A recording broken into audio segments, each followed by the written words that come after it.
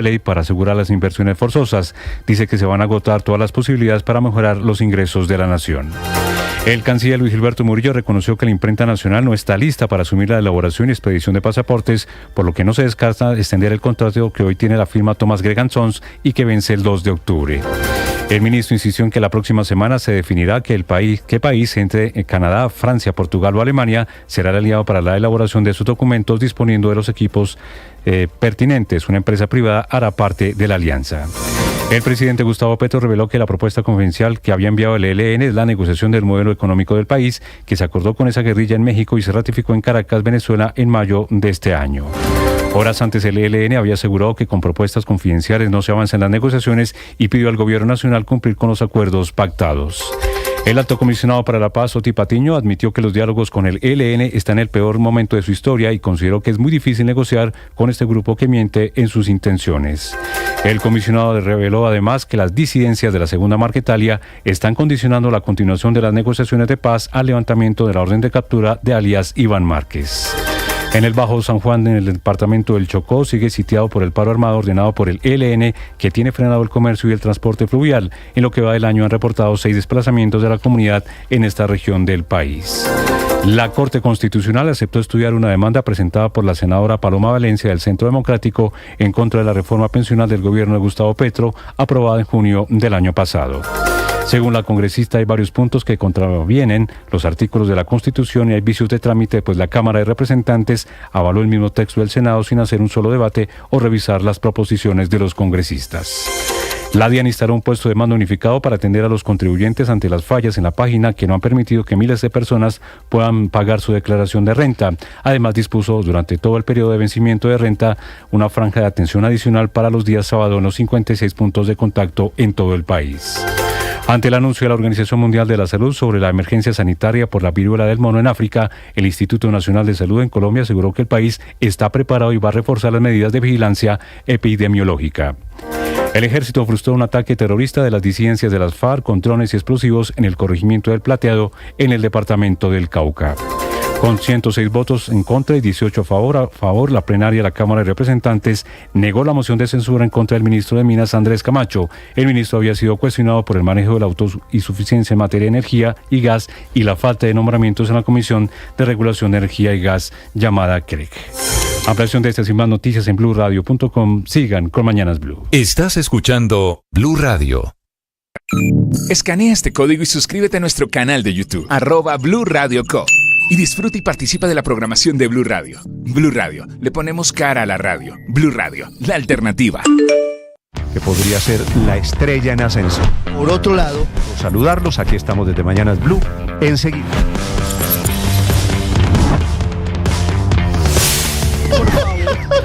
Empeorado por la crisis que además tiene hoy el sistema de... Estás escuchando Mañanas Blue.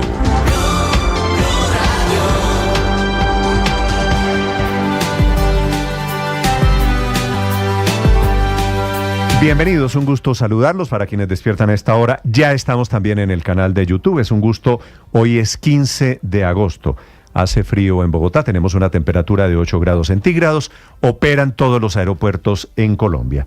Con noticias de Colombia y el mundo, también a esta hora temas de conversación, lo viral, lo más importante en las redes sociales. Valentina Herrera. Néstor, buenos días. Uno de los principales temas de conversación son los reclamos, decenas de reclamos de colombianos a la DIAN, porque van 3 días y no funciona la página, la plataforma para declarar renta. Pero dice la DIAN que mañana viernes, ¿verdad? Mañana viernes en la tarde se podría, pero entonces lleva toda la semana que iniciaba justamente este periodo para declarar renta y le están reclamando porque dicen que la DIAN no se preparó luego de que la entidad reconociera que en los primeros 2 días solamente estaba esperando 240,000 declaraciones, pero llegaron en total más de 738,000 y dicen que eso fue una de las razones por la que colapsó la plataforma. Se va a solucionar mañana y solamente mantienen el plazo hasta el martes 20. Sin embargo, los contadores le están diciendo que esto no es suficiente, que se vayan hasta septiembre. La otra tendencia martes 20 es martes de la semana entrante. Sí, señor. Es decir, quienes teníamos que declarar renta esta semana, sí, el plazo vencerá martes de la semana entrante. El martes es sin lo que sanciones. corrió la DIAN.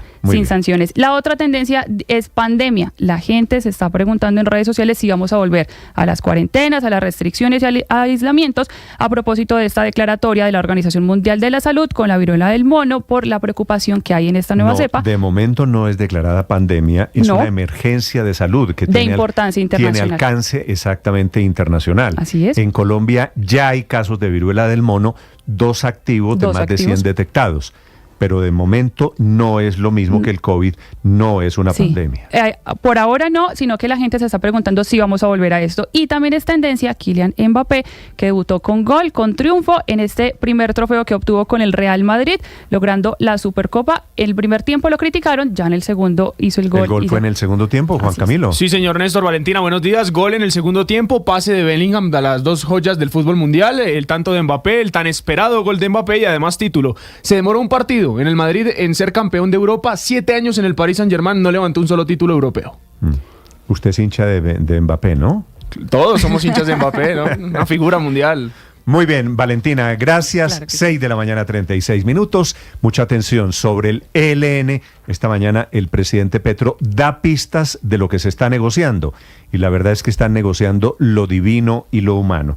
El ELN, que está en crisis, congeló su proceso de paz con el gobierno nacional y el gobierno responde en un trino esta mañana del presidente Petro contándole al país qué es lo que están negociando con el ELN. Y digo, están negociando absolutamente todo relacionado con el modelo económico, pero también vendrá negociación sobre el modelo político. A esta hora, Javier Segura. Hola Néstor, muy buenos días. Pues esta madrugada el presidente Gustavo Petro expresó que no había problema en revelar la propuesta confidencial que hizo al ELN. La propuesta, según el mandatario, consiste en viabilizar con los empresarios, el movimiento social, el mecanismo que servirá para implementar la reforma del actual modelo económico del país. Pero parece que esta propuesta no es del interés de esa guerrilla, indicó Petro esta madrugada en ese mensaje. En mayo de este año, Néstor, la jefa negociadora del gobierno, Vera Grave, y el representante del ELN, Pablo Beltrán, presentaron el acuerdo número 28 sobre el primer punto de la agenda que tiene que ver con la participación de la sociedad civil. El documento de 10 páginas se estructura en 9 puntos y establece 4 ejes de diálogo, entre ellos renegociar el actual modelo económico del país, pero también el régimen político. La propuesta sobre reforma económica que se acordó con el ELN, según confirmó el presidente Gustavo Petro en X, es una reforma que pretende revisar asuntos sensibles como la relación entre lo público y lo privado, la política económica exterior, la presencia de las economías ilícitas y el narcotráfico, la manera en la que se deben acabar las economías populares o impulsar las economías populares y solidarias, revisar el actual sistema tributario y adelantar la reforma rural integral, entre otros temas. El borrador de ese modelo pues ha enfrentado el rechazo de los empresarios, quienes argumentan que favorece a la guerrilla y cuestiona elementos estructurales del Estado, como por ejemplo el modelo político, económico y también ambiental. De hecho, el comisionado de paz, Oti Patiño, en diálogo con El Tiempo en mayo de este año, aseguró que revisar el modelo no implica cambiar necesariamente el sistema de propiedad privada, sino fortalecer economías populares, y que para eso no se necesita llegar a un sistema socialista. Javier, pero dice el documento con el ELN, lo que está negociando es el modelo económico, entre comillas digo modelo económico. Efectivamente, lo que están renegociando o están hablando es modificar el modelo económico del país, aunque Oti Patiño, como lo mencioné, dice que no es efectivamente acabar con el modelo privado. Usted tiene razón, eso es lo que él dice, pero están negociando el modelo económico. Gracias, Javier. 5 de la mañana, 38 minutos. A propósito de economía, el gobierno anuncia que en 2 semanas, antes de que termine el mes de agosto, presentarán el controvertido proyecto sobre inversión forzosa. Reconoce el director de Planeación Nacional que ante la crisis económica por la que atraviesa el gobierno, van a tomar recursos, dice él, de los colombianos que están en manos de la banca, el ahorro de todos nosotros, que van a ayudar esos recursos de todos los colombianos en el ahorro individual para reactivar la economía y a mejorar los ingresos del presupuesto del gobierno. Declaración y anuncio del director de Planeación, Alexander López. Mire, el gobierno no puede quedarse quieto. O sea, tenemos un problema de ingresos grave. Sí, lo tenemos que reconocer, no nos vamos a quedar quietos. Vamos a agotar todas las fórmulas y propuestas que podamos tener. Inversión forzosa es una propuesta, vamos a traerlo al Congreso. ¿Para qué? Para que los recursos del público, los colombianos y colombianas, están en manos de la banca, pues esos recursos también ayuden no solamente a reactivar la economía, sino que ayuden a mejorar los ingresos. Para que los recursos suyos y míos, la plata de los colombianos que está en la banca, vaya a financiar el presupuesto general de la nación. Y ahí es donde se abre la controversia. En la otra orilla política, el expresidente Duque dice que es una expropiación diferida. Si el gobierno quiere financiar sectores vulnerables, hay mecanismos transparentes como el subsidio de la tasa de interés que se puede hacer perfectamente. Eso es un vehículo especial, pero tratar en este momento de forzar a los bancos para que el gobierno le diga en qué presta, con niveles de riesgo que no se conocen, no solamente es una expropiación diferida. ¿Y por qué digo que es una expropiación diferida? Porque están tomando el ahorro de la gente para que pierda valor en cosas que los Petro, cuales... Cada uno termina haciendo la conclusión que quiere. El presidente Petro dice que esto que dice Duque y que dice Vicky Dávila y que dicen muchos economistas es fake news y que están creando pánico económico. Declaración del ministro de Hacienda sobre el tema de la inversión forzosa, el ministro Ricardo Bonilla. ¿Qué es lo que no me gusta mucho del nombre de inversiones forzosas? Que suena a que es forzada. En realidad, así se llaman, Colombia los tiene desde hace más de 20 años. Finagro es la entidad que en este momento ejecuta las inversiones forzosas del sector agropecuario, las TDA. Es cierto que existen lo que se llama inversiones forzosas a través de Finagro solamente para el sector agricultura. Aquí el gobierno quiere la plata de todo el sistema financiero, la plata de los colombianos, para financiar proyectos políticos del gobierno. Una inmensa polémica que se avecina porque será el Congreso de la República el que tenga la última palabra. Andrés Carmona. Néstor, buenos días. Para el senador conservador y presidente del Congreso, no se puede pensar en un plan de reactivación económica que no esté cimentado en la inversión y que una idea de inversión forzosa generaría un panorama de incertidumbre que siempre ha demostrado ha sido nocivo para el crecimiento económico. La inversión en Colombia cayó en el año 2003 en el 25%. Este año ya, el primer semestre ha caído en el 15%, porque los capitales van a los países donde sientan que hay estímulos a la inversión. El senador Efraín Cepeda le propuso al gobierno nacional negociar con los empresarios para promover las inversiones que se necesitan en el país y que según el sector financiero podrían implicar un presupuesto de 35 billones de pesos. Precisamente ante los riesgos de que mediante la medida de inversión forzosa se utilicen los recursos de los ahorros de los colombianos, como advirtió el expresidente Iván Duque, el presidente Petro mediante su cuenta de X señaló que todo era nada más que una fake news y que se estaba incurriendo en el delito de pánico económico. Señaló además que con estas declaraciones se busca una salida masiva de ahorradores mediante una mentira irresponsable que podría incluso llevar a quebrar a los grandes banqueros del país. Andrés Carmona, Blue Radio. Andrés, 5 de la mañana, 43 minutos. Apenas es la antesala del debate. 5:43, mucha atención.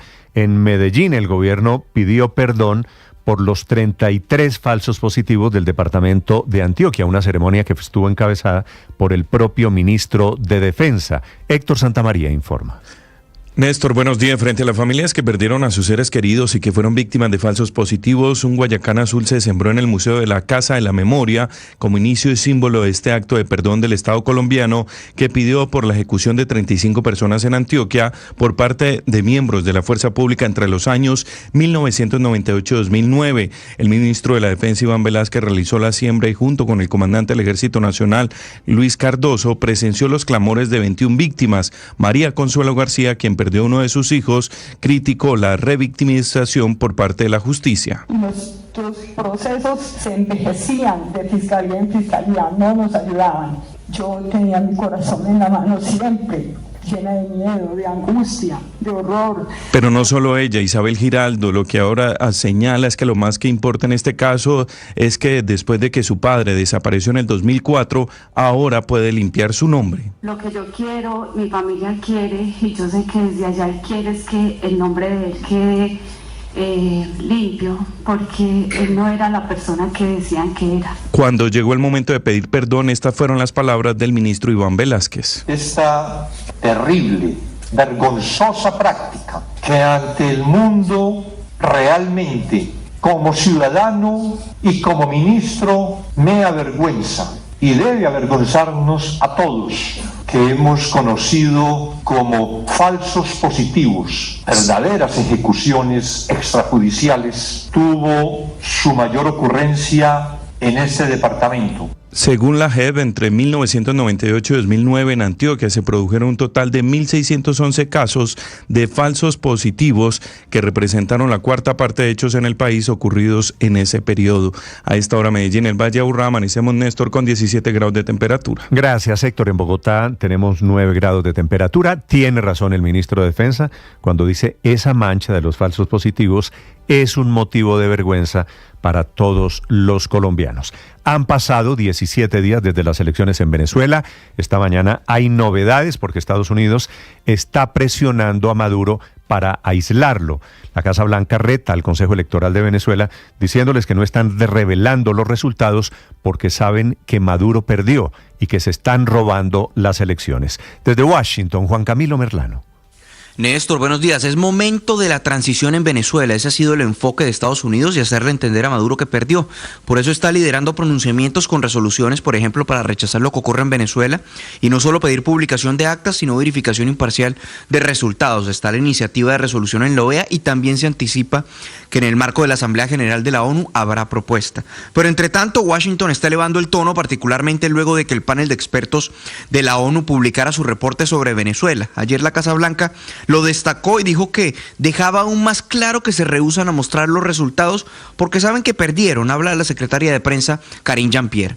The CNE has not provided full, detailed, tallied votes because they would show that Armando González Urrutia won the votes. Maduro must recognize it and engage in a constructive, inclusive dialogue. El CNE no ha entregado los resultados completos porque mostraría que Edmundo González Urrutia ganó la votación. Maduro debe reconocerlo e involucrarse en un diálogo constructivo e inclusivo con la oposición para restaurar las normas democráticas. Néstor. Gracias, Juan Camilo. Y el Maduro que intenta ser arrinconado por la Casa Blanca, por la comunidad internacional, no parece tambaleando, se está atrincherando al poder, descarta cualquier propuesta internacional, ni siquiera la que venga de Colombia y de Brasil, para lograr una transición, un reconocimiento de que perdió las elecciones. Situación esta mañana desde Caracas, nos cuenta Santiago Martínez.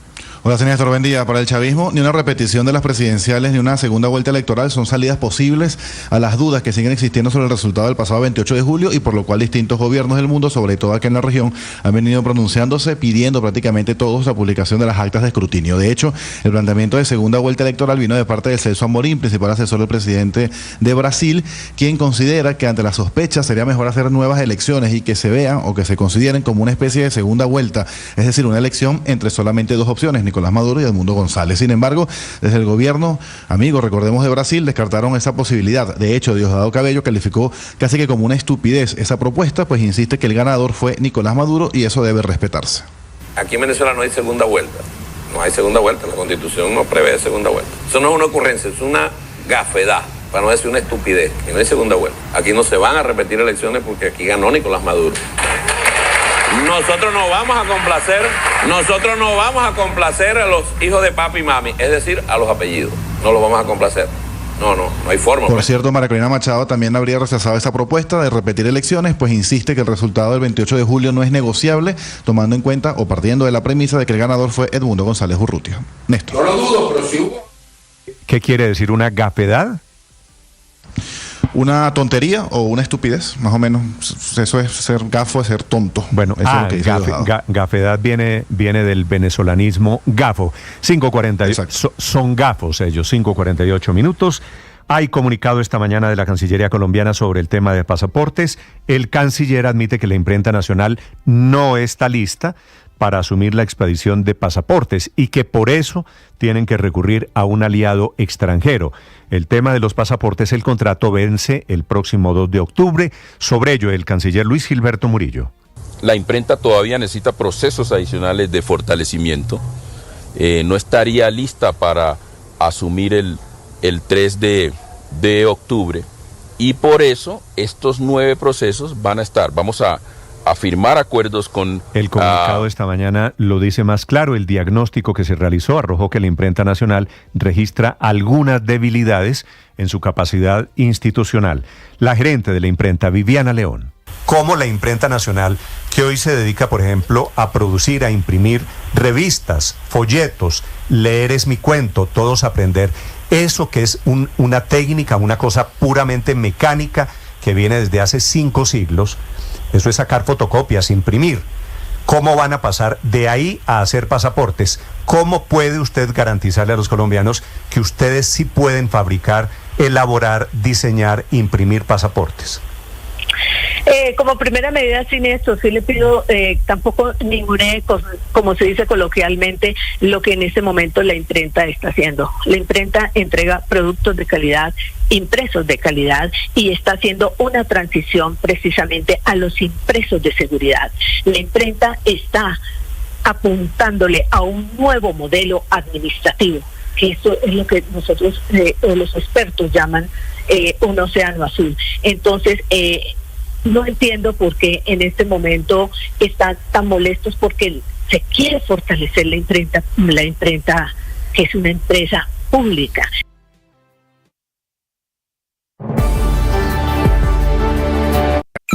Escanea este código y suscríbete a nuestro canal de YouTube, @Blue Radio Co. Y disfruta y participa de la programación de Blue Radio. Blue Radio, le ponemos cara a la radio. Blue Radio, la alternativa. Enseguida el resumen lo preparamos. Es como lo anticipamos aquí en Blue Radio. El informe de Bogotá, ¿Cómo vamos?, metió en una inmensa polémica al gobierno de la exalcaldesa Claudia López, que terminó su gestión hace apenas 8 meses, y dice el informe de Bogotá, ¿Cómo vamos?, que ni siquiera cumplió el 50% de las metas. Ella responde diciendo que su cumplimiento fue casi perfecto, cercano al 100%. Felipe García. Hola, Néstor, y salió a defenderse en su cuenta de X con cifras de la Secretaría de Planeación que indican que las metas de su plan de desarrollo se cumplieron en un 92,5%, a pesar de que el informe de calidad de vida de Bogotá, Cómo vamos, dejó el cumplimiento en un 50%. Situaciones como la pandemia, que empezó una vez llegó la alcaldesa, influyeron en que tuviera que cambiar incluso su plan de desarrollo en dos oportunidades. También la pobreza multidimensional, que pasó de 7,1% en 2019 a 3,6% en 2023, la informalidad laboral, que alcanzó su mínimo histórico en 2023 con un 32,1%, son algunos de los datos positivos que se vieron empañados, por ejemplo, por el aumento de la tasa de homicidios por cada 100.000 habitantes en Bogotá, que llegó a 13,4% desde 12,9% en 2023. Las metas respecto a ambiente, solo se cumplió una de 6, y la reducción de contaminación no fue suficiente según el informe. Tampoco la seguridad vial mejoró, si se tiene en cuenta que a cierre de 2023 542 personas murieron en las vías, la cifra más alta, Néstor, desde 2017. Sin embargo, a pesar de esto, dice la alcaldesa Claudia López, sale a defenderse diciendo que los esfuerzos de su administración superaron incluso la pandemia, se recuperó el empleo, disminuyó la pobreza y dejó a la ciudad en obra y transformación para mejorar, dice ella, en justicia social, educación, movilidad, convivencia y sostenibilidad. Las 5 de la mañana, 53 minutos. La DIAN está trabajando para arreglar el problema técnico que la tiene, respondiendo a miles de personas, más de 700.000, que hemos intentado pagar los impuestos en la declaración de renta en esta temporada de pago que está comenzando. Se cayó la plataforma de la DIAN y anuncian que apenas estará en funcionamiento el martes de la semana entrante. Instalaron un puesto de mando unificado, recibieron 738.000 solicitudes de declaración de renta en los primeros 2 días del calendario. Ellos esperaban apenas una tercera parte, algo más de 240.000. Declaración, anuncio sobre el trabajo que hace intensamente la DIAN en voz de su director, el director de impuestos, Orlando Villabona. La plataforma de la entidad ha registrado intermitencias en su funcionamiento, generando demoras o mensajes de error en los procesos de creación de la firma electrónica y de firma de los documentos para su formalización. En respuesta, este lunes hemos declarado la medida de contingencia para la presentación de declaraciones tributarias y ayer extendimos dicha medida hasta este viernes 16 de agosto. Esto significa que los obligados a declarar durante esta semana... A partir de mañana se arreglaría la plataforma de la DIAN para quienes están impacientes con razón. Las 5:54 minutos, noticia económica de este día miércoles. Hoy es jueves, es día de quincena. Víctor Grosso. Néstor, buenos días. Hoy sabremos qué tanto se está reactivando la economía colombiana. Hacia las 11 de la mañana el DANE estará reportando las cifras del Producto Interno Bruto del segundo trimestre de este año. Recordemos que en 2023 bordeamos la recesión y al final crecimos un tímido 0,6% y durante el primer trimestre de este 2024 el crecimiento económico fue de 0,7%. Para el segundo trimestre, que es el dato que conoceremos hoy, los analistas proyectan en promedio una variación del 1,5%. Es decir, que sí se espera una reactivación, aunque sería un crecimiento desigual, con unos sectores sacando la cara y otros todavía muy apagados. Como antesala, el DANE reportó que la industria manufacturera y el comercio tuvieron un primer semestre negativo. La producción de la industria manufacturera decreció un 3,7% y las ventas de los comerciantes minoristas bajaron un 2,2%, sectores que llevan más de un año y medio con resultados muy pobres. Aunque, y esto es importante, solo en junio el comercio creció 1,5%, mostrando ya una señal positiva, jalonado por eventos deportivos como la Copa América de Fútbol y demás. Aunque hoy la economía reafirme su recuperación, distintos sectores insisten en que se necesita con urgencia un plan de reactivación para regresar a tasas de crecimiento superiores al 3%. Víctor Grosso, datayfx.com. Por eso el gobierno está con el tema, Víctor, de las inversiones forzosas. Las 5:55 minutos, la Corte Constitucional admitió la primera demanda contra la reforma pensional. Fue presentada por la senadora del uribismo del Centro Democrático, Paloma Valencia, con el argumento de que el último trámite, el de la Cámara de Representantes, tiene un vicio protuberante de forma. No abrieron la discusión, no hubo debate allí y simplemente votaron el texto que venía del Senado porque se quedaron sin tiempo. Lo pupitrearon, quiere decir, el último día y a las carreras. Declaración de la demandante, la senadora Paloma Valencia. Nuestra demanda contra la reforma pensional ha sido admitida. Dice el petrismo que es que yo odio a los viejitos. Falso. Por supuesto que estoy de acuerdo con el subsidio al adulto mayor. El presidente Uribe fue casi que el creador y el impulsor de ese subsidio y en el gobierno Duque logramos duplicarlo. Y la demanda, el ponente será el magistrado Jorge Enrique Ibáñez. Informa Sergio Barbosa. Néstor, buenos días. La Corte Constitucional admitió para estudio una demanda presentada por la senadora Paloma Valencia en la que pide tumbar a la reforma pensional por supuestos vicios de trámite durante la discusión del proyecto en el Congreso de la República. El alto tribunal estudia los argumentos de Paloma Valencia en los que señala que hay vicios en la formación de la ley debido a que en la discusión de la proposición para aprobar en la Cámara el texto del Senado, ni la ponente ni la ministra de Trabajo explicaron el contenido de la iniciativa. Por otro lado, la senadora alega que el texto otorga al DANE competencias para que establezca los requisitos pensionales a varios grupos poblacionales que según esta congresista corresponde a 20 millones de personas y para ella esta decisión es inconstitucional. Para la congresista, la reforma ampliaría la base de jubilados de clase media que deberían asumir la carga tributaria, lo que estaría modificando artículos de la Constitución, por lo que solicitó que se declare inconstitucional a la norma que fue aprobada por el Congreso. Otro de los puntos que será revisado por la Corte Constitucional es el relacionado con el régimen pensional especial para los pueblos indígenas, las comunidades negras, raizales, palenqueras y campesinas, a pesar de la prohibición expresa en la Constitución. Los magistrados deberán estudiar estos argumentos de la senadora Paloma Valencia a la espera de que se pronuncien gremios de pensiones, el gobierno y la Procuraduría para tomar una decisión definitiva. Sergio Barbosa, Blue Radio.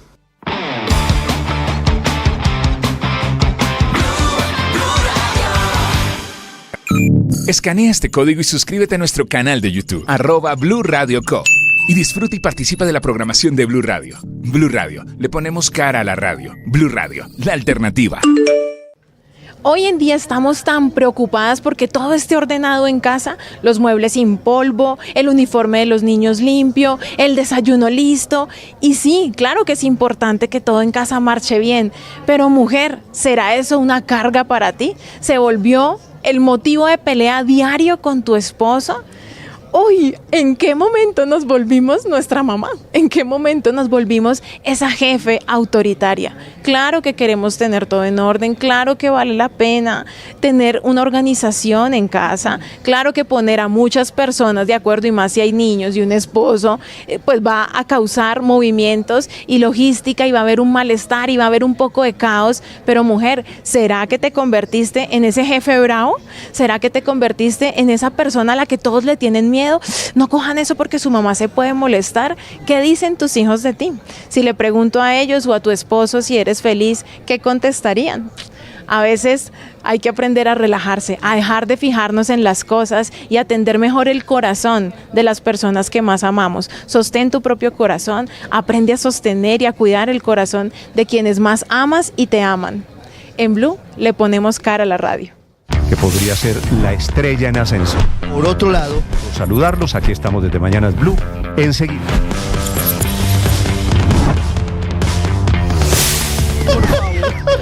Empeorado por la crisis que además tiene hoy el sistema de...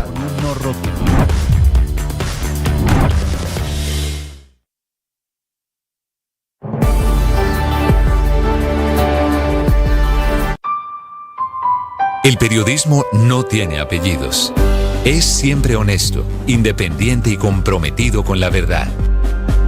El periodismo no es amigo del poder, lo vigila.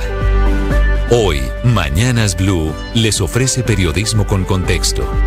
Las dos caras de la moneda, sin exageración, sin especulación. A partir de este momento, Mañanas Blue es periodismo en radio. Bienvenidos.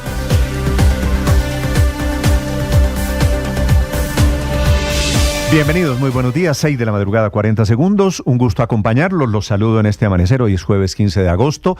A la 1 de esta mañana, pasada la 1 de la madrugada, el presidente Petro reveló lo que sería la propuesta confidencial al ELN, que es el motivo de la crisis con ese grupo. En realidad, el presidente Petro dice no hay problema con hacerla pública, pero no la cuenta toda, apenas da algunas pistas. La pista principal es que la propuesta que están negociando gobierno y ELN es la reforma económica del punto 1 del acuerdo. Ahora, si usted va al punto 1 del acuerdo, están negociando todo alrededor de la economía del país y se llama así, negociación del modelo económico. Y eso es lo que origina esta crisis, o eso es lo que pide el ELN, que se revele confidencial lo que ha sido un documento confidencial. El presidente Petro apenas pone un trino de 6 renglones, pero lo que hay en el fondo es que están negociando con el ELN todo lo divino y lo humano. El modelo económico, están negociando la política económica exterior, el tema tributario, el tema de transición energética, el tema de economías lícitas, el tema del narcotráfico, el tema de reforma rural, economía campesina. Eso es lo que está en el punto 1, proceso de paz con el ELN, que por otra parte está congelado. Dice el ELN que para seguir adelante hay que revelar la propuesta confidencial, que es lo que comienza a hacer de a poquito esta mañana el presidente Petro. Lo que debería hacer hoy, con el visto bueno del presidente, es que el gobierno revele en su integridad esa propuesta confidencial. Bienvenidos, ya les voy a contar, porque por otro lado, este ELN no parece estar en plan de desarme, al contrario, ni en plan de acogerse al proceso de paz total. Hay una arremetida del ELN en diferentes regiones del país, la más grave en Chocó. Esta mañana hay paro armado en 6 municipios, el más grave en Ismina, en el departamento de Chocó, en donde comienzan a escasear los alimentos. Una situación de tragedia humanitaria que viene acompañada con el trasegar, con el comienzo de desplazamiento de miles de chocuanos. Sobra decir que son los colombianos más pobres, los más vulnerables. Mientras el gobierno habla de modelo económico con el ELN, ayer por la vía institucional comenzó ya la discusión del presupuesto para el 2025. Discusión en donde el gobierno se salvó de una dura derrota, evitó que le devolvieran el proyecto, una idea que había tomado fuerza entre congresistas de oposición e independientes que se quejaban del monto del presupuesto, que son 523 millones de pesos, pero también se quejan de que fuese un cheque en blanco para una reforma tributaria, porque hay un faltante. Aprobar el presupuesto con el hueco incluido significaría casi automáticamente abrirle paso a una reforma inevitable que viene en camino, la tributaria. En medio de esa discusión, el gobierno termina aceptando que el proyecto que van a presentar dentro de 2 semanas, antes de que termine el mes de agosto, sobre inversiones forzosas, viene con la idea de que los recursos de los colombianos que están en manos de la banca se van a utilizar para reactivar la economía. Lo dice en esos términos textualmente el director de Planeación. En medio de esta inmensa controversia, el presidente Petro acusando a periodistas, acusando al expresidente Duque de crear pánico económico. de gente que ha defendido la tesis, inclusive en el sector de los tecnócratas de la economía, de que se trataría de una expropiación porque es plata que está en el sistema financiero que iría al presupuesto general de la Nación, según lo admite el director de Planeación. Por otro lado, el ministro de Hacienda, Ricardo Bonilla, dice que la idea de la inversión forzosa, que a él no le gusta la expresión, que se utiliza, es cierto, en el sector agrario, no implica expropiación de los ahorros que tenemos los colombianos en los bancos. Esta mañana les tendremos detalles también a propósito del anuncio que hace la Organización Mundial de la Salud sobre la viruela del mono. Ahora le dicen Mpox, ha sido declarada una emergencia sanitaria internacional, una revelación que, aunque revive los miedos de una nueva pandemia y de restricciones, en realidad estamos todavía lejos de eso. En Colombia hay 2 casos de la viruela del mono, de más de 100 detectados. Hay 2 activos, quiere decir ya llegó a Colombia, pero dice, por otro lado, el Ministerio de Salud y el Instituto Nacional de Salud, estamos cubiertos, aunque tampoco han hecho nada para traer ni una sola vacuna. La alerta viene desde la Organización Mundial de la Salud diciendo que se necesita una respuesta internacional coordinada. Es cierto, todavía no es de la magnitud del COVID, pero puede llegar a ser muy grave. Son las 6 de la mañana, 5 minutos. Hoy es 15 de agosto, hoy es el día de la Asunción de la Virgen, Padre. Sí, señor, ¿verdad? Hoy es el día de la Asunción de la Virgen, es decir, celebramos los católicos que María es llevada al cielo por su Hijo Jesús. Nosotros lo celebramos el próximo lunes. Claro, por la ley Emiliani. Porque es festivo. Pero para Europa, para el continente es hoy católico, hoy es festivo en buena parte del mundo. En muchos lugares la llaman la Virgen del Tránsito, porque es la Virgen del paso de esta vida a la vida de Dios. En Europa los italianos le dicen el Ferragosto, claro, que es el apócope de feriado, y agosto, bueno, que es una historia que viene de los emperadores romanos.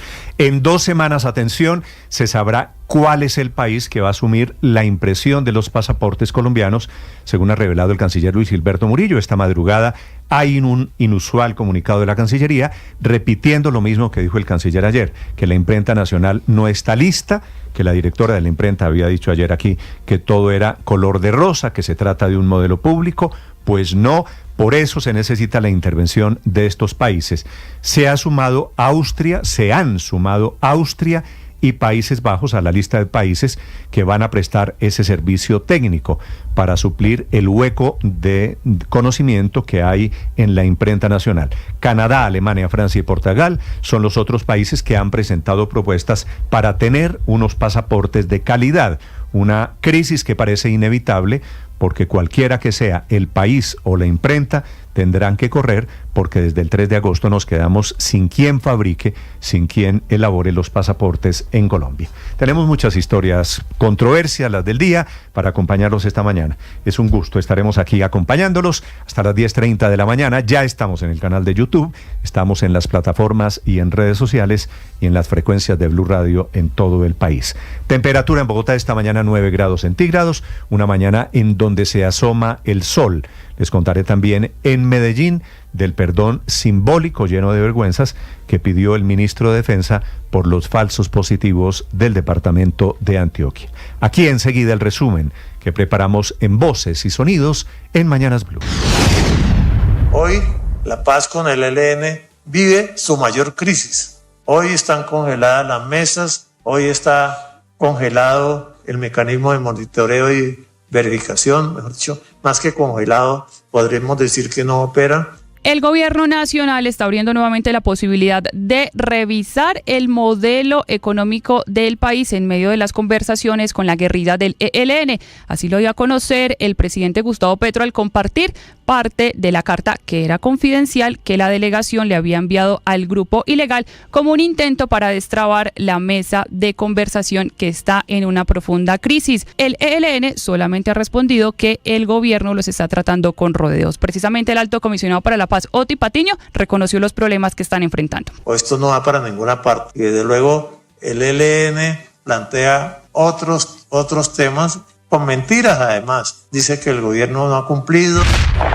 Ismina está paralizado por cuenta de las acciones criminales del ELN en Chocó. Sigue el confinamiento y el desplazamiento. Jason Mosquera, alcalde de Ismina. Bueno, la verdad es que es triste y angustiante que en 8 meses que lleva este año ya han habido 6 desplazamientos de estas comunidades. Sigue siendo crítica la situación de orden público en el país. Disidencias de las FARC amedrentaron a los habitantes de Argelia en el departamento del Cauca con explosivos. El general Federico Mejía, comandante del Comando Específico del Cauca. Y a la rinconada que sufrieron el día de hoy estas estructuras, se bajan deliberadamente al corregimiento del Plateado a obligar a la población civil y utilizarlos y emplearlos como escudos humanos. Mientras que en el sur del departamento del Tolima, un grupo de disidentes se refugió en un colegio lleno de niños para evadir al Ejército Nacional. El general Luis Emilio Cardoso, comandante del Ejército Nacional. Está prohibido el uso de centros educativos. Nosotros siempre estamos protegiendo a los niños en esos sitios y precisamente por eso estamos desarrollando operaciones en ese lugar, porque allí tuvimos información que había presencia de estos grupos irregulares.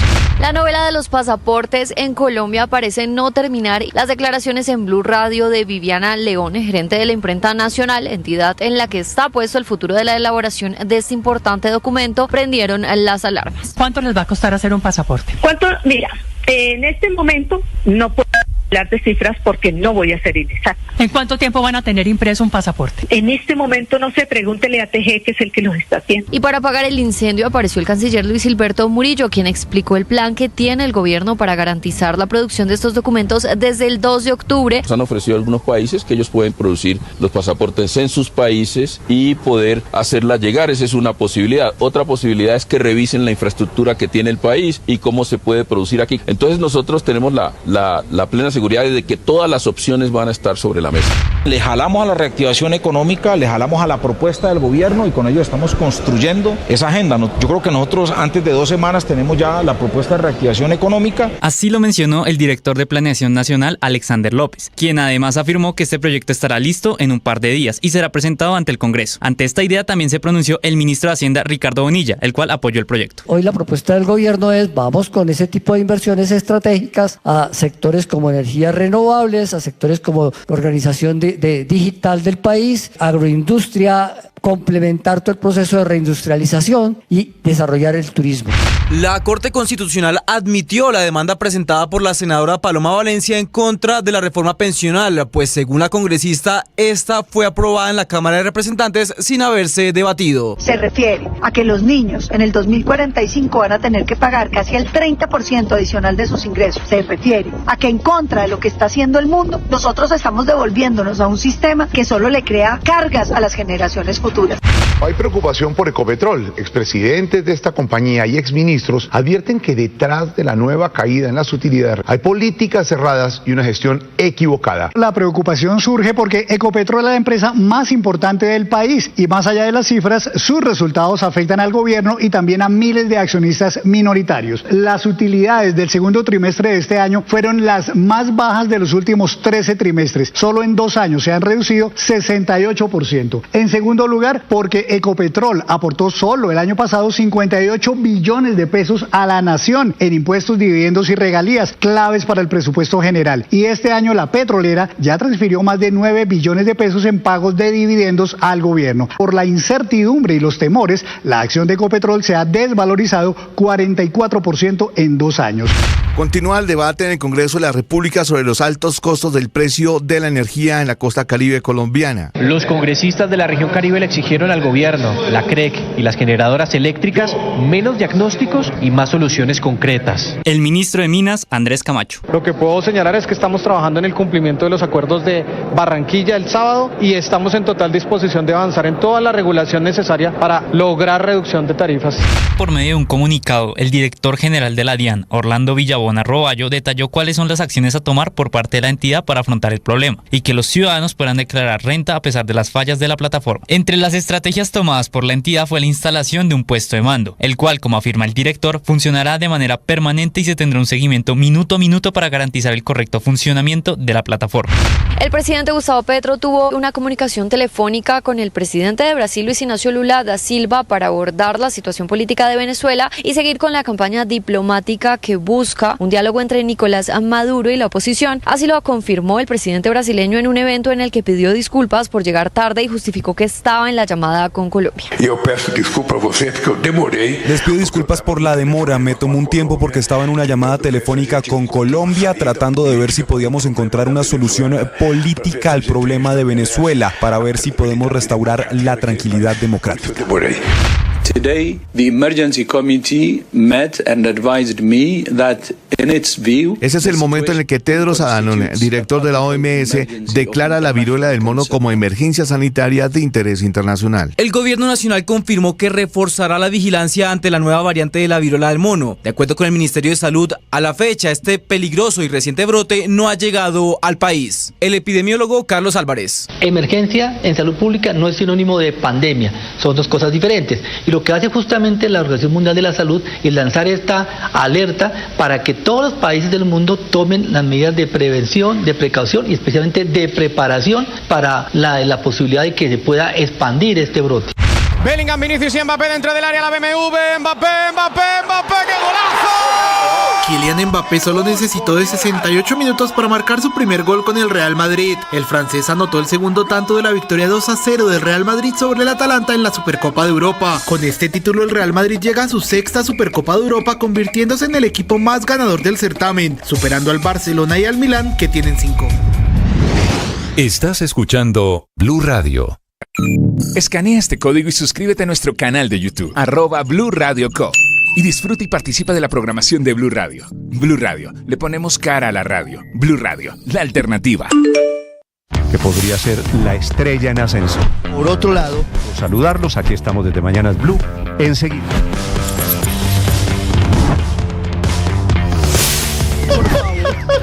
Empeorado por la crisis que además tiene hoy el sistema de...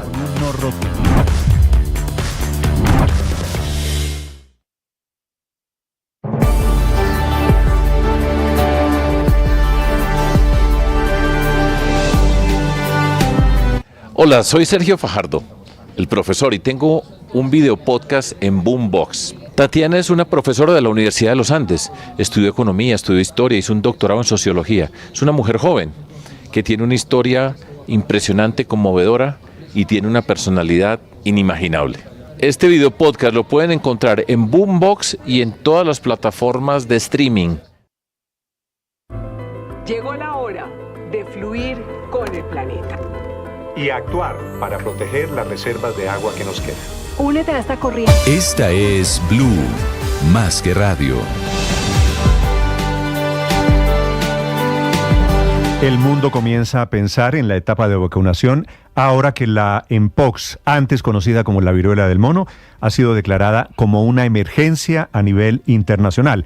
Es una enfermedad infecciosa que ya está en Colombia, está en Europa, nace en África, está en Norteamérica y que podría crecer el tamaño, volverse epidémica o pandémica más adelante. 6 de la mañana, 17 minutos, una situación de emergencia sobre la que toman, a pesar de que es un agosto festivo en Europa, hoy las primeras decisiones. En España, en Madrid, Enrique Rodríguez. El festivo de todos los festivos es efectivamente este 15 de agosto, pero eso no ha impedido que en las últimas horas la Organización Mundial de la Salud tomase esa decisión. La reunión del Comité de Emergencia y la comunicación al máximo responsable de ese organismo, el doctor Tedros Adhanom Ghebreyesus, que estamos ante una emergencia de salud pública de alcance internacional. De hecho, los 15 miembros de ese comité han considerado que se cumplían los criterios para declarar una emergencia internacional de salud pública.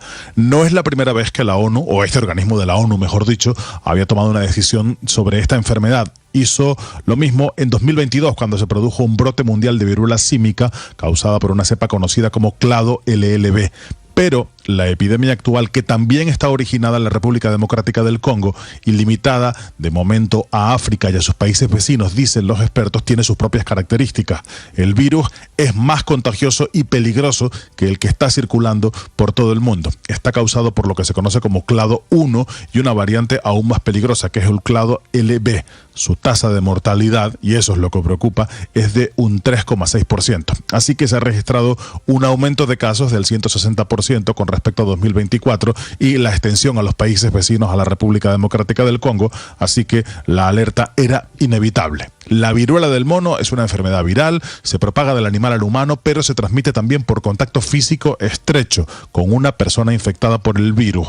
Se provoca erupciones cutáneas por todo el cuerpo, mientras que las cepas anteriores se caracterizaban por erupciones localizadas y lesiones en la boca, cara o genitales. Hoy aquí en Europa de lo que se habla es de vacunación. A eso precisamente se acaba de referir Fátima Matute, que es la consejera de Sanidad de la Comunidad de Madrid, una comunidad que está en primera línea en la lucha contra la enfermedad, porque recordemos aquí está el principal aeropuerto del país y el lugar desde donde se producen mayores conexiones con el continente africano. Así se refería a la vacunación y a la enfermedad Fátima Matute. La vacuna se ha demostrado eficaz como medida de control de estos brotes y se está administrando fundamentalmente para personas que practican relaciones íntimas de alto riesgo con múltiples parejas y para los contactos estrechos con personas que hayan contraído la enfermedad. Queremos señalar que la transmisión es por contacto íntimo, por relaciones sexuales de alto riesgo y por contacto directo con lesiones de la piel y de las mucosas. Sin embargo, la vacuna no es muy abundante, o mejor dicho, no hay una gran producción de las vacunas. A eso se refería también Daniel López, que es epidemiólogo, y lo hacía en declaraciones a Televisión Española. Las vacunas para la viruela que permiten tener una acción contra la viruela del mono tienen una producción muy escasa. En estos momentos incluso ha habido que tener una donación de 250.000 dosis por parte del organismo europeo que se encarga de la preparación y control de epidemias para el continente africano, y yo creo que los países en general, España incluido, tienen que redefinir sus políticas de quién va a ser vacunado y hacer una reserva estratégica de la vacuna.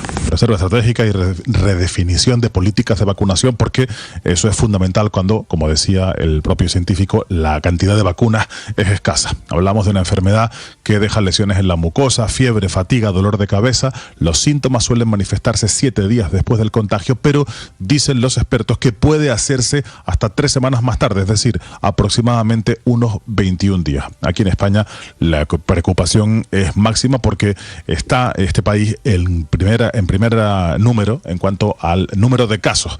Así que las autoridades sanitarias en pleno agosto se encuentran ya en máxima alerta, Néstor. Enrique, una precisión. Hablan los expertos allí desde Europa de que debe haber contacto físico y estrecho, ¿cierto? Y hablan de genitales. Y hablan de relaciones sexuales. Si no es con una relación sexual, también se puede contagiar, como es un brote cutáneo, también se puede contagiar del mpox.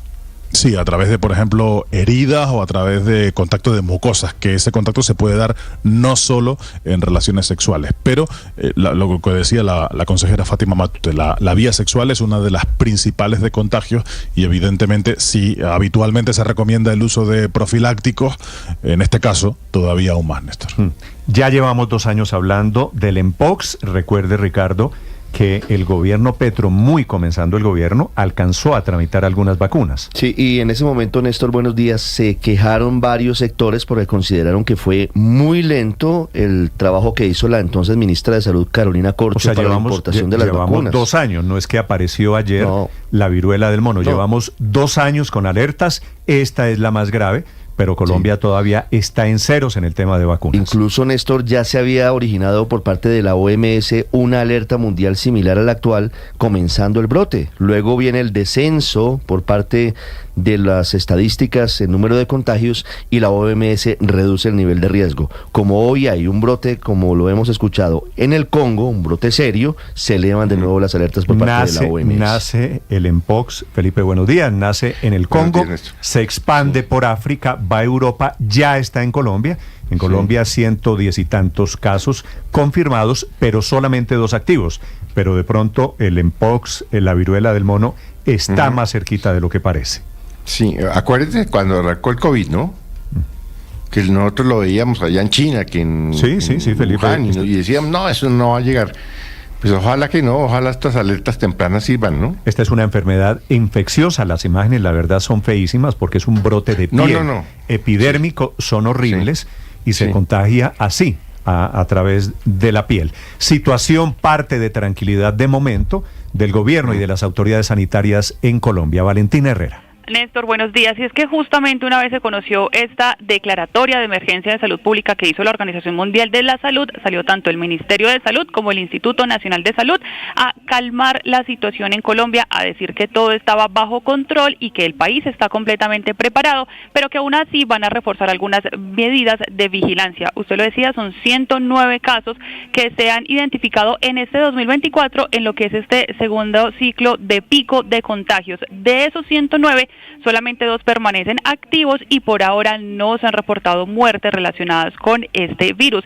La lupa está en Bogotá, Néstor, porque allí se han reportado la mayoría de casos, 44. Le sigue Cali, 22. Hay una vigilancia especial allí que se va a tomar en especial por el desarrollo de la COP16 y también hay vigilancia en Barranquilla, que tiene 13 casos reportados por las autoridades de salud, y le sigue Medellín, la capital de Antioquia. Hay una preocupación especial y un llamado de atención a propósito de lo que contaba Enrique, y es que de acuerdo con los estudios del Instituto Nacional de Salud, el 80% de estos casos, de estos contagios, se han dado principalmente a través de relaciones sexuales entre hombres, que son el grupo más afectado a propósito de este virus. Ha dicho también el Ministerio de Salud que están tomando diferentes medidas, por un lado aumentando la capacitación al personal médico para que esté preparado para atender un posible aumento, pero dicen que ya tienen las capacidades porque recordemos que en 2022 Colombia también tuvo o estuvo en ese pico de contagios. En ese momento fueron más de 4.257 casos confirmados, pero ningún fallecimiento o contagio grave. Y también sobre lo que ustedes se preguntaban sobre el tema de las vacunas, recordemos que en ese momento la exministra Carolina Corcho había anunciado la compra de más de 5.000 dosis de la vacuna para esta viruela. Sin embargo, no llegaron, no se ha confirmado que estén hoy disponibles para las autoridades de salud, y lo que ha dicho el Ministerio de Salud ya en este entonces, en la administración de Guillermo Alfonso Jaramillo, es que está avanzando en la coordinación con la Organización Panamericana de Salud para garantizar la disponibilidad de vacunas. Es decir, hoy en el país no hay disponibles dosis para atender un eventual pico de contagios o para empezar a prevenir a través de esta herramienta. Por ahora solamente se quedan en las medidas pedagógicas y en recomendarle a la gente que cualquier alerta, en especial esas lesiones en la piel, sea reportado lo más pronto posible a un centro médico, y también que evite estos contactos que se puedan presentar o que puedan llevar a expandir el virus. Reiteramos, no hay vacunas por ahora disponibles en el país porque todavía están tratando de buscar apoyo internacional, por lo que Colombia se está preparando más con medidas preventivas, Néstor. Ricardo Ospina es periodista. Está en Mañanas Blue. Son las 6 de la mañana y 26 minutos. Los diálogos entre el gobierno nacional y el ELN están en un punto muerto, en medio de acusaciones mutuas de incumplimientos y con el riesgo real de agravamiento de la situación humanitaria para miles de personas en territorios apartados del país. La actual crisis en la mesa tuvo como detonante el reconocimiento por parte del gobierno del presidente Gustavo Petro del Frente Comuneros del Sur, unas disidencias del ELN que delinquen en Cauca y Nariño, decisión que no le gustó a la cúpula de esa guerrilla, en medio de una discusión sobre si las negociaciones de paz deben ser con todos los grupos ilegales o únicamente con aquellos que tienen un origen político, entre comillas. La exigencia del Comando Central para continuar en la mesa de negociaciones con un cese del fuego vigente que terminó el pasado 3 de agosto es que el gobierno retire al ELN del listado de Gaor, que es el listado de grupos armados organizados que tiene en sus manos no solamente el gobierno, sino también tienen en sus manos las fuerzas militares para actuar de manera decidida en contra de ellas y pretender un avance militar en contra de esos grupos. Lo que quiere el ELN es distinguirse. El ELN dice que no es igual al Clan del Golfo ni a otros grupos que considera simples narcotraficantes o grupos delincuenciales, y por eso considera que sus negociaciones deben ser distintas, deben tener una entonación política, y por eso ha llamado profundamente la atención el cruce epistolar de los últimos días. Inicialmente, los negociadores del gobierno, a través de Vera Grave e Iván Cepeda, dieron a conocer que el presidente Gustavo Petro había enviado una propuesta confidencial al ELN intentando destrabar la mesa, intentando ratificar el cese del fuego bilateral que hoy no está vigente y que tiene, entre otras cosas, a 50.000 personas confinadas en Chocó por el paro armado del ELN en la zona del Medio y del Bajo San Juan. En las últimas horas el ELN le responde al gobierno diciendo que no entiende por qué esa propuesta tiene que ser reservada, que lo que tiene que hacer el gobierno es cumplir lo pactado en la mesa y avanzar hacia las negociaciones. Esta madrugada el presidente de la República revela parcialmente lo que fue su carta al ELN y descubre el país que el presidente Gustavo Petro lo que le planteó al ELN es que se avance en el punto que tiene que ver con la propuesta, dice el presidente, sobre la reforma económica que se acordó con esa guerrilla, que se firmó como primer punto del acuerdo con para que avance con el empresariado del país y el movimiento social de Colombia. El punto que habla el presidente Gustavo Petro tiene implicaciones profundas, porque lo que propone es un diálogo sobre los siguientes temas para las transformaciones económicas. Se dialoga con el ELN sobre el modelo económico, sobre la relación entre lo público y lo privado, sobre la justicia y la progresividad tributaria, sobre la producción nacional, sobre la política económica exterior, sobre las transiciones energéticas, sobre las políticas de empleo, sobre el trabajo informal, sobre la superación del hambre y la pobreza, economías ilícitas y narcotráfico, economías propias, populares y solidarias, producción de riqueza, conectividad, economía campesina, economía del cuidado y reforma rural integral. Ni más ni menos, el gobierno del presidente Gustavo Petro pretende negociar profundos cambios en el modelo económico de Colombia, por ahora de manera confidencial, sin tener en cuenta los diferentes sectores. Una línea roja que es muy delicada y que en otras negociaciones nunca se pasó. Por ejemplo, en la negociación del presidente Juan Manuel Santos con las FARC, ese fue uno de los puntos que nunca se tocó. En este caso, lo que hoy reconoce el presidente es que sí está buscando negociar un cambio profundo en el modelo económico con un grupo que lleva más de 50 años en armas. Todavía falta conocer más detalles de esa propuesta secreta y confidencial que el presidente le envía al ELN. María Camila Orozco es periodista. Está en Mañanas Blue.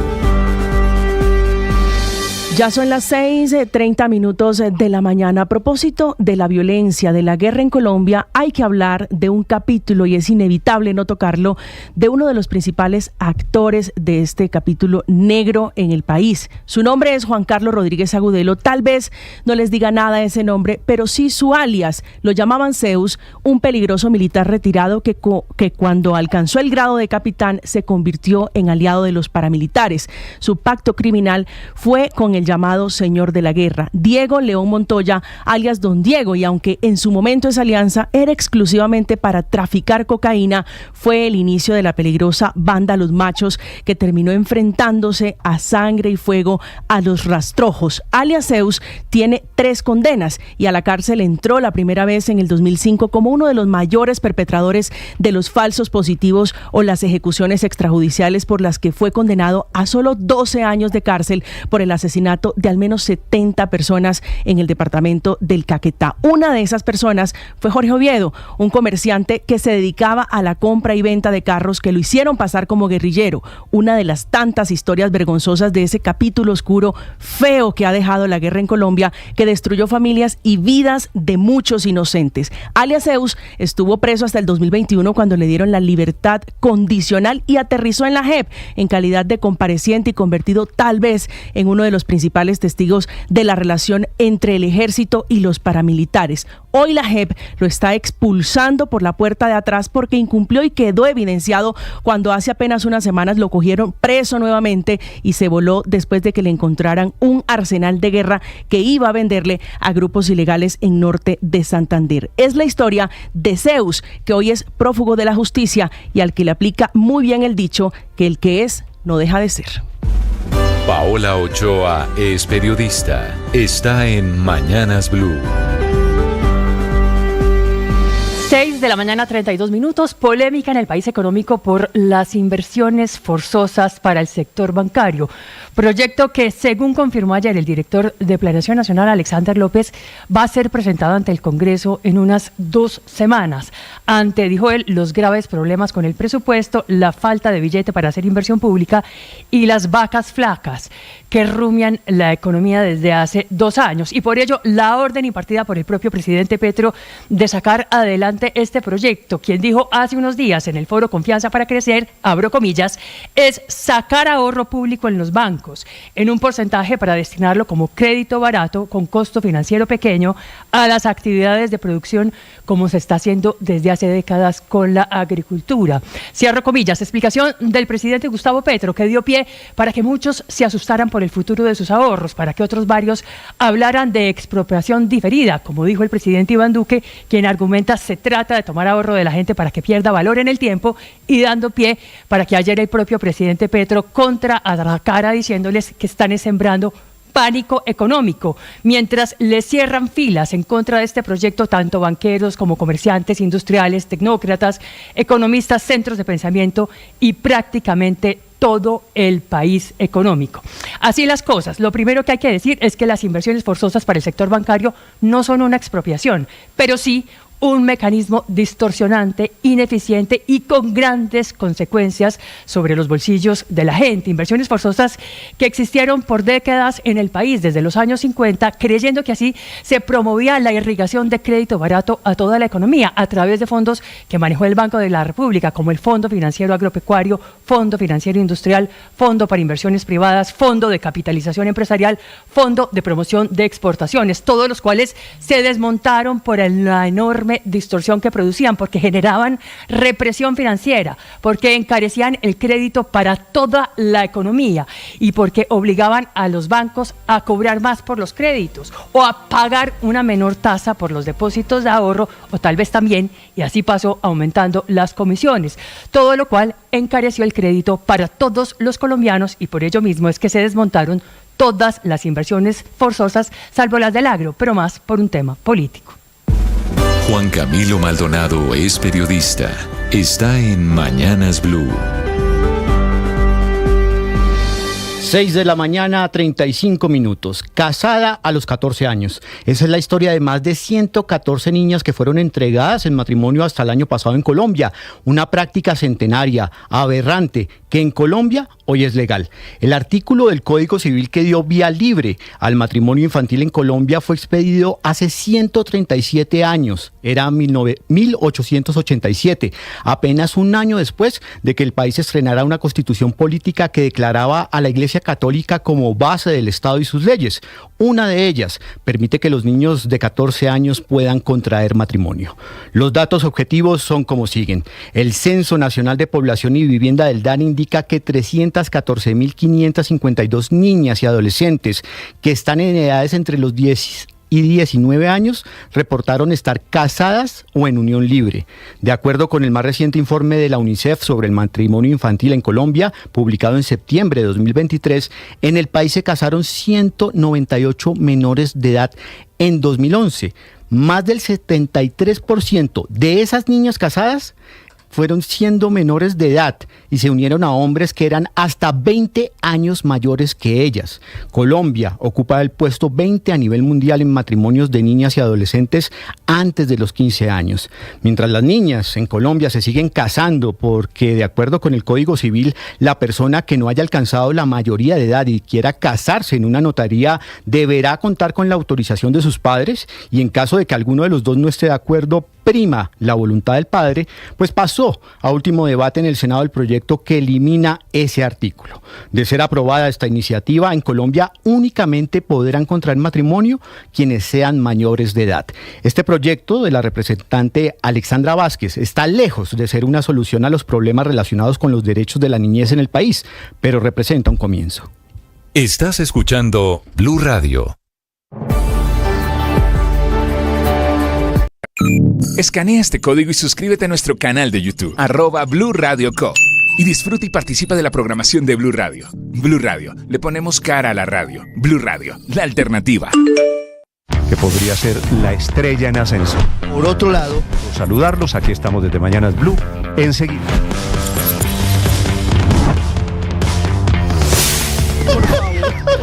Empeorado por la crisis que además tiene hoy el sistema de no roto. Hola, ¿cómo están? Yo soy Juanita Kremer de Boombox y los invito a que no se pierdan nuestro podcast El Futbolista Presidente. Es una audionovela escrita por Dago García, 2 episodios de 10 minutos, les va a encantar. Combina 2 temas que nos encantan a los colombianos, fútbol y política. No se lo vaya a perder, recuerde, en Spotify y boombox.com. Llegó la hora de fluir con el planeta. Y actuar para proteger las reservas de agua que nos quedan. Únete a esta corriente y juntos cuidemos el agua. ¡Bañémonos! En pareja, Vargas. O de a 3 o de a 4. Saquemos el papel. Estás escuchando Mañanas Blue.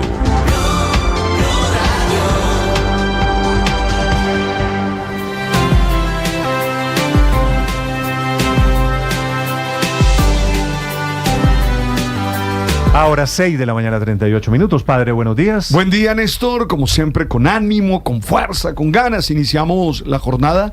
Oiga, siempre provoque las mejores emociones para comenzar el día. Para que el día sea... Uno no se puede dejar llenar de los estímulos externos. A veces hay un lío por aquí, un lío por allá. Pero uno tiene que tener la mejor actitud. Es una mañana soleada. Una mañana soleada, una mañana linda, una mañana preciosa. Que es una mañana Caribe, me gusta a mí. Que es no, tampoco, sin exagerar. Exagerando. Sí. Caribe con este ¿Lo frío. dice por su camisa? ¿Qué hago yo a las horas del mar de Santa Marta? Solo tengo una duda, Felipe. dígame. No, Felipe, le planteo, usted está viendo al Padre Linero en este momento en el canal, ¿cierto? Sí, señor, ahí lo veo con su camisa azul. De olas. Con olas, sí. Olas amarias. ¿Usted cree que esta camisa es del Padre Linero o es de Alci? No habría problema en compartirlas. Hay cosas que son unisex. Yo sospecho que el ropero en esa familia. Yo creo que el Padre Linero y así como comparten closet. Sí, no hay ningún problema. No hay ningún problema. Yo no tengo líos. O sea, como diría un poeta aquí en esta mesa, mi masculinidad no es frágil. Yo sé que tú no eres de masculinidad. Son las 6 de la mañana. Tema de hoy, padre, 6:39. El tema de hoy tiene que ver con la relación padres e hijos. Todos somos padres, hemos sido hijos, ¿verdad? Y siempre hemos visto el sacrificio de nuestros padres porque estemos bien. Sí. Pero a veces a uno se le olvida. Y a veces uno como que la comodidad, todas las cosas que uno tiene, que ellos no tuvieron, termina siendo algo que uno lo ve como tan normal que olvida las cosas. Entonces, qué chévere cuando uno puede volver a la historia de los papás y encontrar las razones por las que uno vive así. Es una especie de manual para hijos, para que entiendan a los papás. Para agradecer a los padres. Muy bien, ya viene todos somos hijos, ¿no? Todos. No todos somos padres.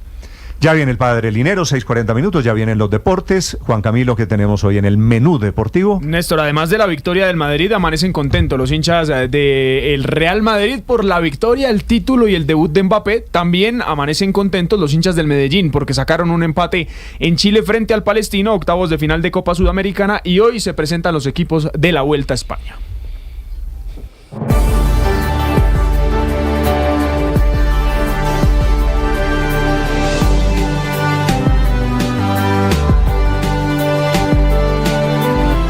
La Cancillería colombiana emitió esta mañana un inusual nuevo comunicado sobre el tema de los pasaportes. Un comunicado en el que le agrega 2 países nuevos, serán Austria y Países Bajos, al listado de los otros 4, ya son 6 en total, países que podrían, alguno de ellos va a ser el que asesore y el que tal vez elabore los pasaportes a partir del 3 de octubre.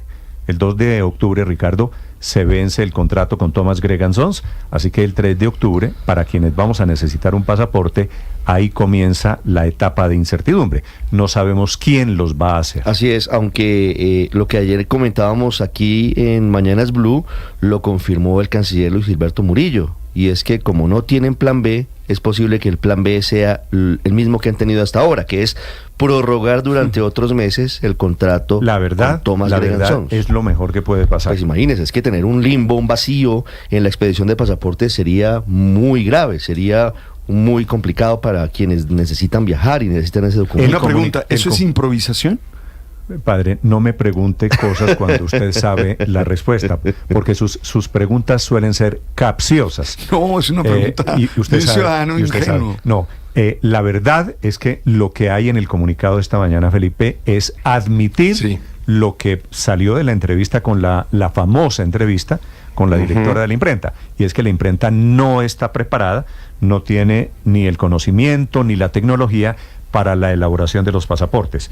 El comunicado utiliza un eufemismo diciendo lo siguiente, lo cito entre comillas: el diagnóstico que se realizó arrojó que la imprenta nacional registra algunas debilidades en su capacidad institucional.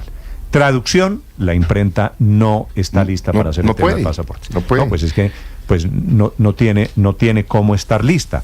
No es función de la imprenta nacional. Metieron a la imprenta nacional y no culpo a la gerente, le están metiendo ideología, que hay que privilegiar lo público sobre lo privado y que hay que defender a la imprenta nacional, de acuerdo, pero la imprenta nacional en Colombia no está hecha para la elaboración y para la impresión de pasaportes, que son documentos de seguridad que tienen unas características técnicas diferentes. Sí. Yo ojalá esté equivocado, pero yo creo que nos vamos a quedar sin pasaportes, Néstor. No, yo espero, Felipe, ojalá esté equivocado. Yo pero espero, es que todo es improvisado, todo es a las patadas. Yo espero que usted esté equivocado, Felipe, porque vamos a terminar dándole la vuelta total, los 360 grados al círculo. Le quitamos el contrato, o le quitaron en el gobierno, el contrato a Thomas Gregan Sons el año pasado. Se lo prorrogaron a Thomas Gregan Sons y se lo van a tener que prorrogar a Thomas Gregan Sons porque eso funciona bien y porque no hay nadie más hoy en día en Colombia que tenga el conocimiento, que tenga la experticia, que tenga la técnica para la elaboración de los pasaportes. La única, yo estoy totalmente de acuerdo con usted, Néstor, que eso es lo que va a pasar. La única pregunta es si para contratar a Thomas Gregan Sons va a haber algún otro intermediario, que puede ser o un gobierno extranjero, porque la explicación que dio el canciller ayer era que iban a hacer una alianza con algún gobierno extranjero, pero que eventualmente ese gobierno, para cumplir con la alianza, buscaría a alguien que lo hiciera en Colombia, y en Colombia solo lo hace una persona que se llama Thomas Gregan Sons. Entonces, no sé si vamos a hacer un convenio con Canadá o con Alemania y el gobierno canadiense o alemán va a terminar contratando a Thomas Gregan Sons, lo cual termina, por supuesto, porque me imagino que la intermediación no es gratuita, pues costando una plata. O la otra opción es contratar directamente a la imprenta y la imprenta hacer un contrato directo con Thomas Gregan Sons, aunque esa segunda opción parece haberla descartado el canciller según las declaraciones de ayer. Héctor, en cualquier escenario le va a costar más al Estado colombiano. Cualquiera de las dos hicimos, si me permite la expresión, Luis Ernesto, hicimos la vuelta del bobo, ¿no? Le quitamos el contrato a Thomas Gregan Sons para estar en este momento, y yo no entiendo, la verdad, creo que no lo han explicado. ¿Cuál es la diferencia entre que lo haga Thomas Gregan Sons en Colombia o que lo haga a un valor igual o mayor Francia o Países Bajos o Austria o el que sea? La explicación es que en este caso, como en muchos otros, lamentablemente, la ideología no resuelve el problema, sino se queda simplemente en debates inanes. El punto central es, le cuesta más al Estado colombiano imprimir los pasaportes a través de la famosa alianza estratégica con transferencia de conocimiento, con asocio con Francia o con Alemania o el país que quieran, y adecuar o la imprenta nacional, que lamentablemente es muy obsoleta y no está preparada para eso. La respuesta clarísima es sí, muchísimo más le va a costar al Estado colombiano. Pero no solo ¿vale eso, la pena? La respuesta es no. No solo eso, no solo va a costar más, sino que estamos arriesgando una cosa, la expedición de pasaportes, que funcionaba sin tacha, que funcionaba perfectamente en Colombia. Me pregunta un oyente, Felipe, no tengo la respuesta. Un país cualquiera, coja usted Estados Unidos o España, Uganda, lo que usted quiera, ¿le entregaría la impresión de sus pasaportes, un documento nacional, a otro país, pudiéndolo hacer él, como lo veníamos haciendo nosotros? No sé si pasa en el resto del mundo. Y las bases de datos, Néstor, ahí está, porque al final termina entregando usted a otro país los datos de todos sus ciudadanos. Les decía que hay comunicado a modo de aclaración, intentando tranquilizar, diciendo que todo está bajo control. Comunicado de la Cancillería colombiana esta mañana, nuevamente sobre el tema de pasaportes. Slobodan Wilches. Así es, Néstor, muy buenos días. Como usted lo señala, pues la Cancillería en este nuevo comunicado, primero, como lo manifestaba usted, admite que la imprenta nacional no estaba preparada para asumir este proceso de expedición de pasaportes, contrario a lo dicho aquí en Blue Radio por la directora de esa entidad, por la señora Viviana León, y también la Cancillería amplía la lista de los países con los que el gobierno de Colombia pues está recibiendo esas propuestas para la expedición de los documentos. Estos países nuevos en la lista son Austria y Países Bajos, que se suman a las conversaciones que está haciendo la Cancillería con los gobiernos que ya se conocían de Alemania, de Canadá, de Portugal y de Francia. El canciller, obviamente, recordemos, rectifica estas declaraciones de la directora de la Imprenta Nacional y señala que esa entidad no está preparada y no está lista para asumir ese proceso de expedición de pasaportes. La imprenta todavía necesita procesos adicionales de fortalecimiento. No estaría lista para asumir el 3 de octubre.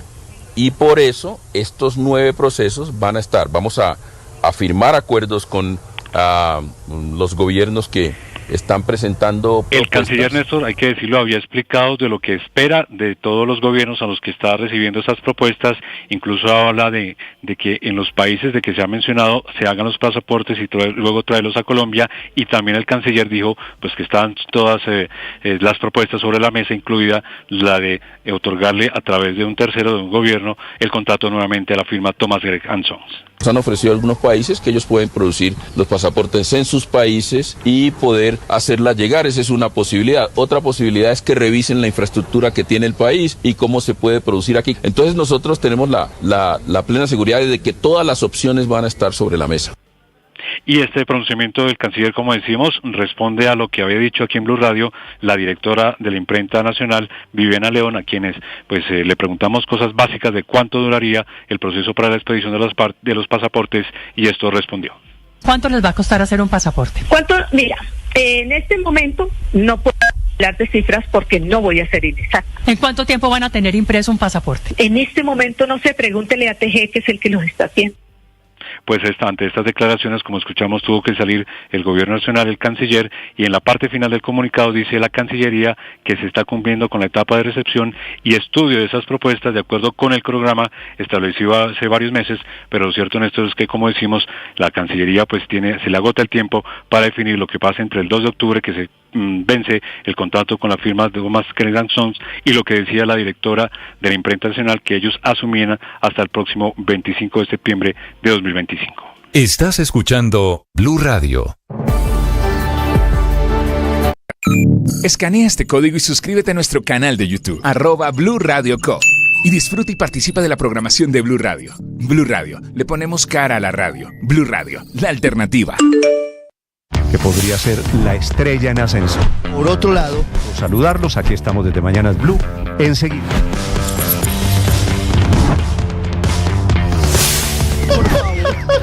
Empeorado por la crisis que además tiene hoy el sistema de...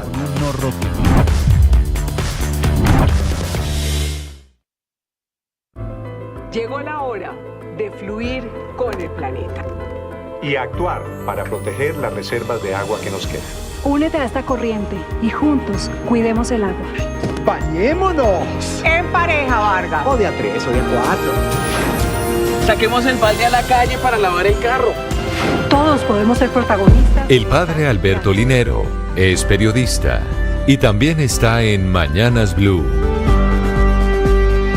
6 de la mañana, 51 minutos. Un amigo con tono burlón me decía: los hijos pertenecen a un estrato superior al de sus padres. Con esto intentaba expresar cómo los hijos se benefician de todo el esfuerzo que sus padres realizan para salir adelante. No tengo duda de que al comparar nuestra vida con la de nuestros padres, hemos tenido oportunidades que ellos no tuvieron, pero que lucharon con todas sus fuerzas para que nosotros pudiéramos experimentarlas. Recuerdo también a otro que me decía: no quiero que mis hijos pasen ninguna necesidad. Aunque me parece una intención loable, es importante recordar que las adversidades y las necesidades también forjan el carácter y nos enseñan más que las situaciones placenteras. El deseo de brindar lo mejor a los hijos no debe convertirse en una excusa para que ellos vivan fuera de la realidad y no aprendan cuánto valen las cosas y el esfuerzo que implica conseguirlas. Como hijo, pienso en todos los sacrificios de mis padres y la primera emoción que surge en mi corazón es la gratitud, porque todo lo que tengo es fruto de su generosidad y del compromiso que adquirieron al darme la vida. Ahora que soy viejo y conozco más sobre sus batallas existenciales, me maravillo del amor que debieron tener para estar siempre presentes, sacrificarse en algunas cosas y motivarnos a dar lo mejor de nosotros. A veces extraño las historias de mi papá, que me contaba una y otra vez lo mismo. Me contaba cómo había superado tal o cual situación o cómo había logrado algo de lo que tenía. En más de una ocasión he visitado los lugares donde él se formó y luchó, buscando conocerlo mejor, agradecerle todo lo que me dio y no perder de vista de dónde vengo. Porque a veces las comodidades pueden hacernos olvidar los esfuerzos que ellos hicieron. Sí, hay que dar el paso a conocer la historia para tener claro de dónde venimos. Mirar la historia con gratitud nos capacita para vivir el presente con sabiduría y determinación, de manera que el futuro que construimos sea un espacio de gozo y felicidad. Las victorias y derrotas, la pasión y la afición en juego y los datos de lo último en deportes se lo presenta Mañanas Blue. 6:53, momento para los deportes en Mañanas Blue. Debutó Alejandro Restrepo como entrenador del Medellín. Fue en octavos de final de Copa Sudamericana frente al Palestino de Chile con un empate 2-2. El DIM empezó ganando con gol del uruguayo Joaquín Varela al minuto 41. Los chilenos le remontaron entre los minutos 47 y 50. Y en la última jugada del partido, al 90+3, reapareció Varela e igualó para el poderoso. Empate valioso para soñar con clasificar a cuartos de final en casa. La vuelta será el próximo miércoles en el Atanasio Girardot. En otros juegos de Copa Sudamericana, Rosario Central con Hamilton Campas, el colombiano, empató 1-1 frente a Fortaleza de Brasil en el Gigante de Arroyito. La vuelta será el otro miércoles en el Estadio Castelao en Brasil. Y el Lanús de Raúl Loaiza, el equipo argentino, ganó 2-1 de visita frente a Liga de Quito. La vuelta será en Buenos Aires también el otro miércoles. En Copa Libertadores también se juegan los octavos de final. Peñarol de Uruguay venció 4-0 a The Strongest de Bolivia. Botafogo le ganó 2-1 a Palmeiras, que no contó con Richard Ríos porque debía fecha de suspensión. Y en River, en la vuelta del Muñeco Gallardo, le ganó 1-0 a Talleres de Córdoba de visita. Ese partido fue pitado por el colombiano Andrés Rojas, que echó a Lucas Suárez de Talleres por una falta de extrema dureza. Los juegos de vuelta serán también la otra semana. Y en Europa, el Real Madrid se quedó con el primer título de la temporada, la Supercopa de la UEFA, que jugó por ser campeón de Champions. Enfrentó al Atalanta de Italia, campeón de la Europa League. Madrid ganó 2-0 con goles de Federico Valverde, el uruguayo, y de Kylian Mbappé, que se estrenó como jugador y goleador del equipo blanco. Al francés le bastaron 67 minutos para anotar el primer tanto vestido de blanco, lo mismo que necesitó Alfredo Di Stéfano en 1953 para marcar por primera vez con el equipo Real Madrid. Los principales diarios titularon así la victoria madridista. Marca dice: empieza la fiesta. AS dice: supercampeón con Mbappé. Y El País titula: el Madrid de Mbappé se estrena con título. Además se habla de Modric, pues llegó a 27 títulos con el Madrid, siendo el jugador más ganador en la historia del club. El Madrid inicia la Liga Española este domingo visitando al Mallorca a las 2:30 de la tarde, hora colombiana. Y a propósito, hoy arranca el fútbol español con dos partidos: Athletic Club de Bilbao frente al Getafe y Real Betis frente al Girona. Y hablando del Madrid, uno de sus históricos sigue vigente. Hablamos de Cristiano Ronaldo. Anotó gol en la semifinal de la Copa de Arabia Saudita con el Al Nasser frente al Taún en su primer gol de la temporada, siendo ya 23 las temporadas consecutivas marcando gol para el portugués, un dato que muestra su vigencia. Y hablamos de ciclismo porque hoy en Portugal se presentan los equipos de la última grande de la temporada, la Vuelta a España, que empieza en Lisboa, Portugal. Son 7 los colombianos que competirán en esta edición: Nairo Quintana y Einer Rubio por el Movistar, Harold Tejada y Santiago Umba por el Astana, Daniel Felipe Martínez por el Bora Hansgrohe, Rigoberto Urán por el Education First y Brano Rivera por el Ineos. 6:56 los deportes en Mañanas Blue.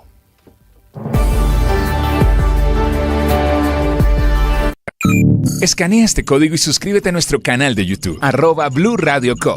Y disfruta y participa de la programación de Blue Radio. Blue Radio, le ponemos cara a la radio. Blue Radio, la alternativa. Enseguida el resumen lo preparamos. Es como lo anticipamos aquí en Blue Radio. BlueRadio.com. En Armenia,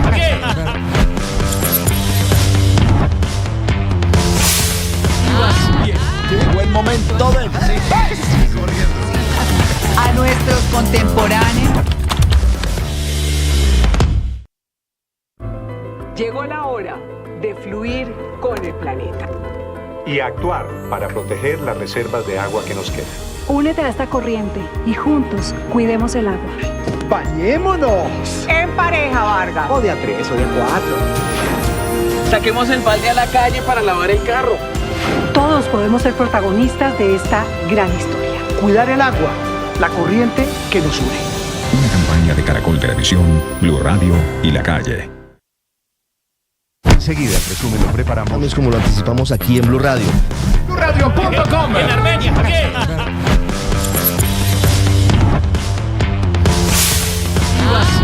Llegó el momento del a nuestros contemporáneos. Hola, ¿cómo están? Yo soy Juanita Kremer de Boombox y los invito a que no se pierdan nuestro podcast El Futbolista Presidente. Es una audionovela escrita por Dago García, 2 episodios de 10 minutos, les va a encantar. Combina 2 temas que nos encantan a los colombianos, fútbol y política. No se lo vaya a perder, recuerde, en Spotify y boombox.com. Escanea este código y suscríbete a nuestro canal de YouTube, @Blue Radio Co.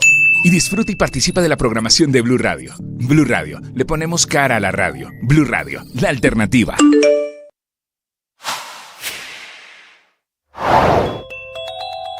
Este ELN no parece estar en plan de desarme, al contrario, ni en plan de acogerse al proceso de paz total. Hay una arremetida del ELN en diferentes regiones del país, la más grave en Chocó. Esta mañana hay paro armado en 6 municipios, el más grave en Ismina, en el departamento de Chocó, en donde comienzan a escasear los alimentos. Una situación de tragedia humanitaria que viene acompañada con el trasegar, con el comienzo de desplazamiento de miles de chocuanos. Sobra decir que son los colombianos más pobres, los más vulnerables. Todos los días debemos ser conscientes del poder de las decisiones. Por ello, al tomar una decisión, hay que tener por lo menos 4 criterios. El primero, hay que ser lo más objetivo posible. Entender la realidad desde los datos. Entender la realidad desde los hechos. No hacer interpretaciones. El primer paso es entenderlo tal cual es. Lo segundo, ser alguien que entiende esa situación en medio de su proyecto de vida. Las decisiones no pueden estar a espaldas del proyecto de vida, porque la vida tiene una dinámica. Lo tercero, es necesario pensar en las consecuencias, que no te sorprendan las consecuencias. Tienes que analizarlas bien. Y lo cuarto, tienes que tener pasión y ganas de actuar. Por favor, cuando vayas a decidir, haz procesos de discernimiento y sé firme que vas a salir adelante. Tú eres el dueño. Estás escuchando Blue Radio y bluradio.com.